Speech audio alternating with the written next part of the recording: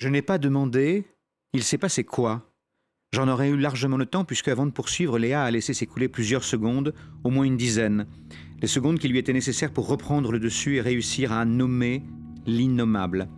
Je devais soupçonner que ça ne servait à rien de formuler une telle question car ma petite sœur allait parler désormais. Malgré sa voix anémiée, malgré son souffle resserré, elle était l'unique détentrice d'une vérité et elle allait la révéler. Ça lui appartenait. Elle avait téléphoné dans ce seul but. Me choisir s'était imposé comme une évidence. Elle avait été paralysée au tout début, puis en proie à une vive émotion, mais elle en était capable. Elle dirait ce qu'elle avait à dire. Et c'est ce qu'elle a fait. Elle a dit « Papa vient de tuer maman ».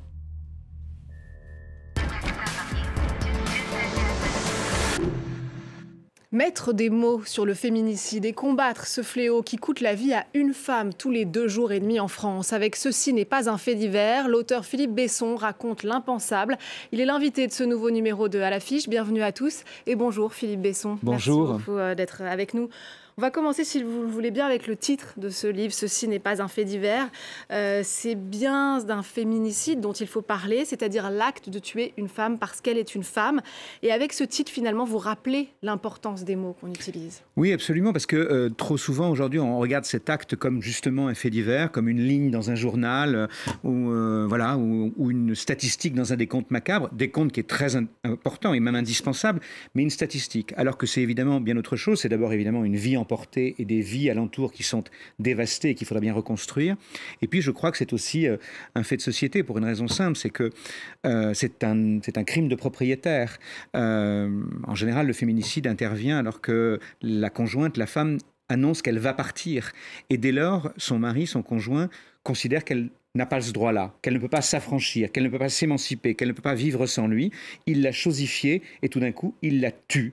Ce crime de propriétaire dit que nous appartenons, et nous le savons, à une société du patriarcat qui est fondée sur la domination masculine. Donc il faut le ranger dans cette catégorie-là. Et c'est le cas, ce crime de propriétaire, dans ce que vous racontez dans ce livre. Vous prenez le point de vue d'un jeune homme de 19 ans. Le livre commence par cette conversation au téléphone qui est glaçante. Au bout du fil, on l'a entendu dans l'extrait que vous avez lu, sa sœur de 13 ans vient d'assister au meurtre de sa mère par son père. C'est une histoire qui ne peut pas s'inventer. D'ailleurs, elle est tirée de faits réels. Absolument, c'est-à-dire que tout ça part de la rencontre que je fais un jour avec un jeune homme qui vient me voir dans une librairie parce qu'il lit mes livres et puis nous sympathisons et nous nous mettons à converser puis nous nous revoyons et puis à un moment je l'interroge sur son histoire familiale et il est un peu gêné puis finit par me dire il faut que je t'avoue quelque chose, mon père a tué ma mère. Donc évidemment, cette révélation me plonge dans une grande stupéfaction, une sidération, et même dans le silence. Je suis incapable de répliquer pendant un petit bout de temps. Parce qu'il y a peu de choses, il y a peu de phrases, au fond, quand on y songe, qui interdisent la surenchère. Celle-là en est une. Et puis, finalement, je finis par lui dire, mais pourquoi ne pas l'avoir dit plus tôt?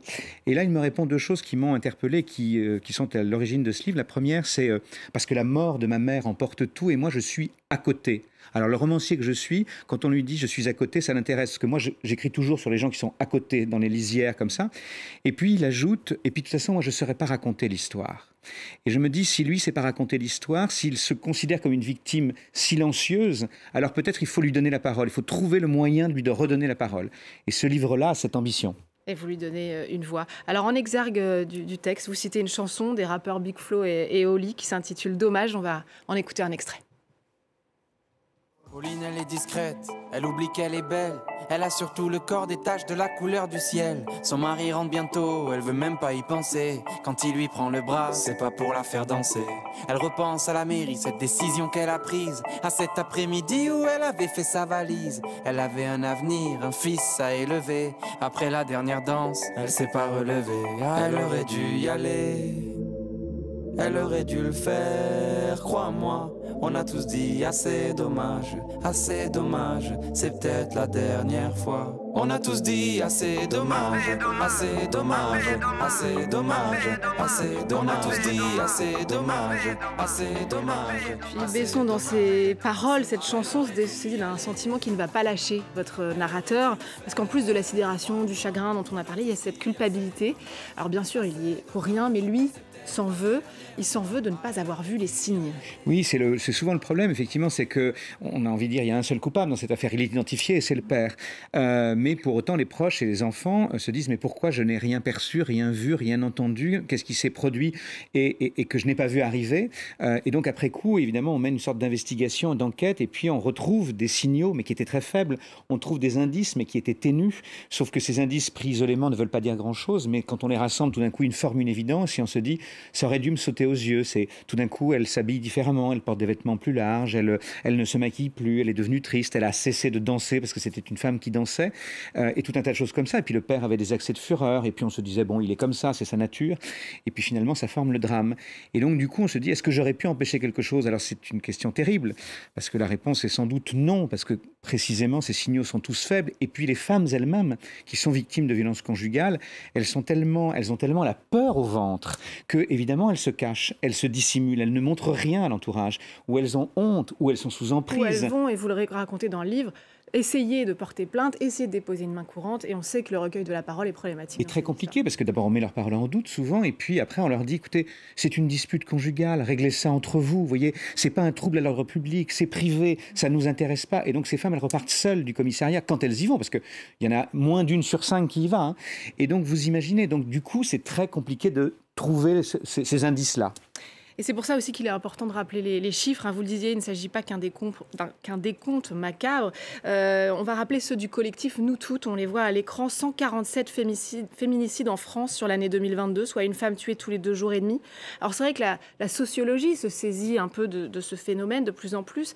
Mais pour vous, ce n'est pas suffisant. Justement, il faut sortir de la sociologie pour entrer dans l'humanité. Oui, c'est-à-dire il faut d'abord remercier Nous Toutes et toutes les associations qui font un travail formidable et tous les essayistes et les journalistes qui documentent ce phénomène-là. C'est indispensable. Mais à côté, je pense qu'effectivement, les romanciers ou les chanteurs, vous voyez, je réécoutais la chanson de Big Flo et Oli que je n'avais pas entendue depuis quelque temps, et elle m'émeut considérablement parce que je me dis, ceux qui ont regardé ce clip, ils ont sans doute compris quelque chose qu'ils n'avaient pas compris avant. Et moi, je me dis, la littérature, c'est pareil, le roman, c'est-à-dire que tout d'un coup, on est nous du côté de l'émotion, on est sur le registre du sensible, et on essaie de raconter les histoires à hauteur d'hommes ou de femmes, ou voilà, et surtout on essaie de montrer l'humanité de cette histoire-là.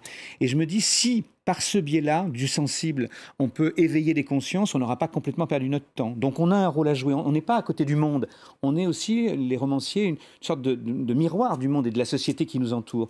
Donc employons ce rôle-là à bon escient parfois. Alors on le disait, hein, vous avez donné une voix à ces victimes collatérales, même si le mot n'est pas très beau. De toutes les façons, mettre des mots sur le silence, vous le faites depuis le début de votre carrière littéraire. Dans Arrête avec tes mensonges, par exemple, qui fait partie d'une trilogie d'autofiction publiée entre 2017 et 2019, et où un personnage s'enferme dans le mutisme à cause de son homosexualité, au point d'en mourir. Alors le roman est adapté pour la scène, au théâtre en ce moment, au Théâtre de la Tempête ici à Paris, et puis pour le grand écran au cinéma. Le film va sortir ici en France le 22 février. Si vous voulez bien, on va regarder quelques images. Qu'est-ce que tu fous là? Je t'ai dit que ça devait rester entre nous. Tu te rends pas compte? Toi, tu vas te barrer et moi, je resterai. Je sais que si je reste, j'en crèverai, et toi aussi.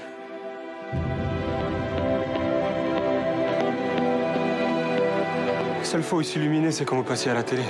C'était qui pour vous? Mais putain, pourquoi vous voulez pas me répondre? Tu me réserves encore d'autres surprises comme ça? Ton père m'a abandonné du jour au lendemain, comme pour toi, sans un mot, sans une explication. Qu'est-ce que tu viens de dire là? Je suis très mal à l'aise, alors on se calme. Stéphane, tu as ta vie qui t'attend. Et je suis sûr que tu vas pas t'arrêter là. Qu'est-ce qui se passe, Lucas? Explique-moi. Tout va bien. Je te dirai plus tard. Tout ce qui m'a laissé, c'est des questions. Mais moi, je l'ai aimé. Arrête tes mensonges d'Olivier Perron avec Guillaume de Tonquédec et Victor Belmondo. On enchaîne un peu les mauvaises nouvelles, mais on avait appris il y a quelques jours le décès de Lucas, ce très jeune homme de 13 ans qui vivait ouvertement son homosexualité et s'est donné la mort, victime de harcèlement incessant, notamment en ligne. J'imagine que vous avez été ému par cette... Bouleversé. Bouleversé parce que ça veut dire que l'homophobie continue de tuer. En fait, moi j'écris ce roman et ce récit autobiographique, ça se passe au milieu des années 80, dans une petite ville de Charente. Nous sommes effectivement contraints et condamnés à la clandestinité, au silence, parce qu'on ne peut pas apparaître. Et Thomas, mon amour de jeunesse, finit par mourir de ce silence. Et j'écris ce livre parce que je suis en colère contre ce silence qui tue.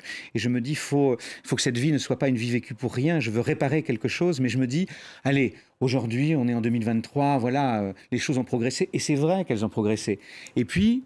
voilà, vous avez ce collégien, Lucas, 13 ans, Et on se dit que ce combat doit continuer, que tout est à refaire tout le temps. Voilà. Et donc je me dis, si ce film, là aussi, permet de comprendre qu'il y a des mots qui blessent, il y a des mots qui tuent, et que les gens ont le droit de vivre exactement leur sexualité comme ils l'entendent, on aura là aussi progressé peut-être. Et puis puisqu'on parle de ces victimes de violences, qu'elles soient des femmes, que ce soit des homosexuels, vous pensez que la littérature peut les aider ? Oui, moi je crois. En tout cas, vous savez, moi je me souviens, quand j'ai découvert mon homosexualité, donc dans les années 80, quand j'avais 16-17 ans, je me suis senti très seul.